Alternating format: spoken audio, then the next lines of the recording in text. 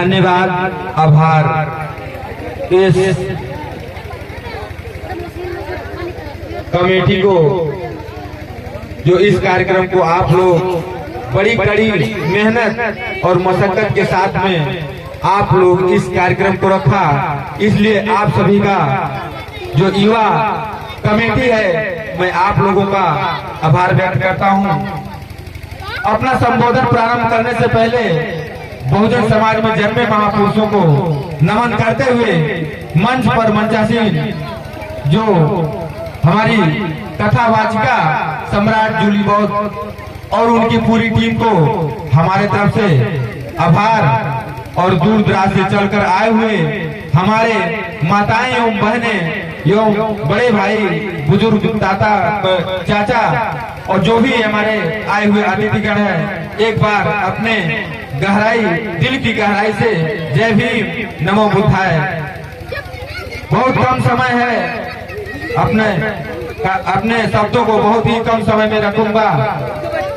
सबसे पहले मैं बता दूं कि जो ये समता सैनिक दल जो है, जिसका हम देख रेख करते हैं, जिसके हम जिला अध्यक्ष हैं बहराइच के, ये समता सैनिक दल बाबा साहब को क्यों बनानी पड़ी, क्यों आवश्यकता पड़ी समता सैनिक दल की?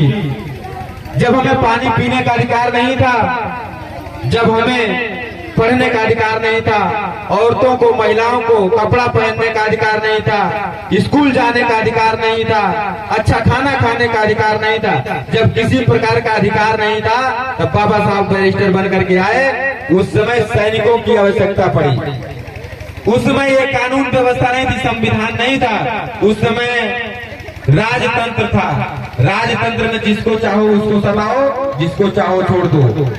तो केवल शूद्र ही सताए जाते थे, बाकी और कोई सताया नहीं जाता। ब्राह्मण, क्षत्रिय, वैश्य और शूद्र, जिसमें 3 वर्ण नहीं सताए जाते थे, केवल शूद्र ही सताए जाते थे, जिसमें हम सभी लोग आते हैं।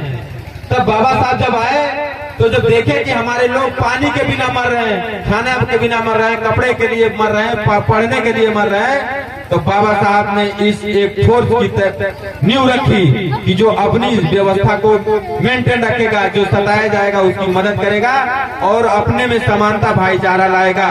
उसका नाम सबसे पहले बाबा साहब 24 सितंबर 1924 को इसका नाम रखे दी इक्वालिटी ऑफ फोर्स। 3 साल की कड़ी मेहनत से इनकी भर्तियां हुई। उसके बाद में पानी पीने का अधिकार दिलाने के लिए 20 मार्च सन 1927 के महार सत्याग्रह में जाकर के उसका आंदोलन हुआ, महार सत्याग्रह हुआ। बाबा साहब अपने हाथ से पानी उठा करके पिए और ये सिद्ध किए कि हमें भी इसमें पानी पीने का अधिकार है। कभी हमको पीने के लिए पानी नहीं था, आज फिल्टर का पानी है। कभी हमको पीने के लिए पानी नहीं था, आज फिल्टर का पानी है। कभी रहने के लिए हमें झोपड़ियां ना थी, आज महलों की जिंदगानी है। ये और किसी की नहीं, मेरे बाबा साहब की मेहरबानी है, मेरे बाबा साहब की मेहरबानी है।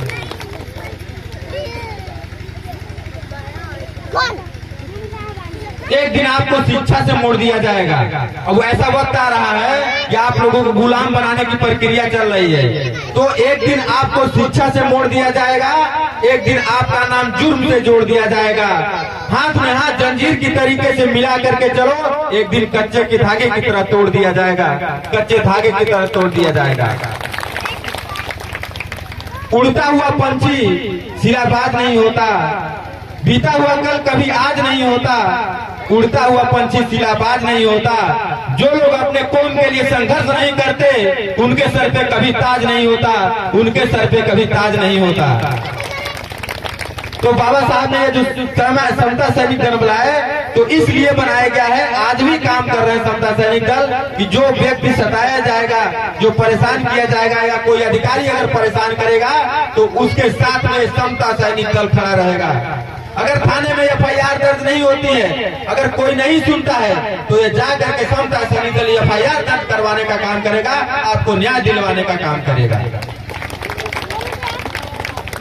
अगर कोई नहीं सुनता है तो उसके लिए धारणा प्रदर्शन होगा, जिले से लेकर तहसील जहां भी हो सकता है वहां से, तो आप लोगों को न्याय दिलवाने का काम करेगा। वो है समता सैनिक दल, वो है समता सैनिक दल।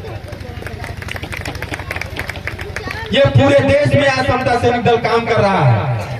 केवल यही नहीं, पूरे देश में तो आपको कहीं भी जरूरत पड़ेगी, किसी भी आप किसी प्रदेश में कमाने जा रहे हैं, अगर वहां भी अगर कोई जरूरत पड़े थी, और आप हेड ऑफिस दिल्ली में रानी झांसी रोड, अंबेडकर भवन रानी झांसी रोड नई दिल्ली में हेड ऑफिस है, आप वहां कॉल करेंगे, आपको सुरक्षा मिल जाएगी। देश के किसी भी कोने में हर जगह समता सैनिक दल के कमांडर मिलेंगे, बरेली हो, बिहार हो, पटना हो, पंजाब हो, राजस्थान हो, बम्बई हो, केरला हो, कहीं भी पूरे देश में समता सैनिक दल है। केवल यहाँ बहराइच में नहीं था, क्योंकि बहराइच सबसे पिछड़ा इलाका है, लेकिन फिर किसी तरीके से यहाँ भी लोग जो है समता सैनिक दल से जुड़े और सबको न्याय दिलाने के लिए प्रतिज्ञा लिए और सबको न्याय दिलाने के लिए काम भी करेंगे। इसलिए अब जो है ज्यादा समय हो गया है, हमारी कथावाचिका जूली बहू जी आ रही हैं और समय का ध्यान देते हुए और मंच का सम्मान करते हुए अपने शब्दों को यही खत्म करेंगे। फिर अगर आगे मौका मिलेगा फिर आप लोगों को दो शब्द कहने के लिए फिर आप मिलेंगे अगली बार। जय भीम, नमो बुद्धाय।